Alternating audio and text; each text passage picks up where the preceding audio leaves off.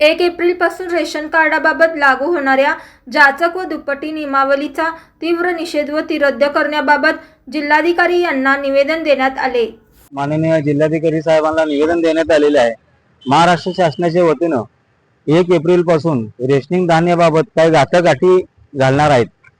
त्या अटीमध्ये KYCच्या नावाखाली किंवा डुप्लिकेट कार्ड शोध मोहीमच्या नावाखाली ज्यांच्या घरी घर आहे स्वतःचं आणि त्यांची गाडी आहे आणि त्यांनी इन्कम टॅक्स भरतात ते सगळ्यांचे रेशनिंग कार्ड बंद करायचं हे षडयंत्र महाराष्ट्र शासनाच्या वतीनं चालू करणार आहेत।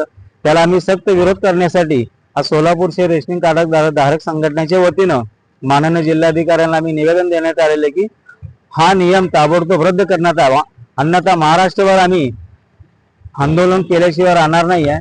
म्हणून महाराष्ट्र शासनाला आम्ही सर्व सोलापूरकरांच्या व सर्व रेशन कार्ड धारक संघटनेच्या वतीनं धारकांच्या वतीनं विनंती करतो की आपण हा जाचक अटी न लावता जे अन्न सुरक्षा कायद्याखाली प्रत्येकाचा अधिकार आहे की ज्यांना प्रत्येकाला अन्न धान्य रेशनचं धान्य मिळालंच पाहिजे, पण डुप्लिकेटच्या रेशन कार्डच्या नावाखाली ज्यांचं घर आहे आणि ज्यांची गाडी आहे त्यांना जर रेशन धान्य बंद होत असेल तर आम्ही कदापि सहन करणार नाही।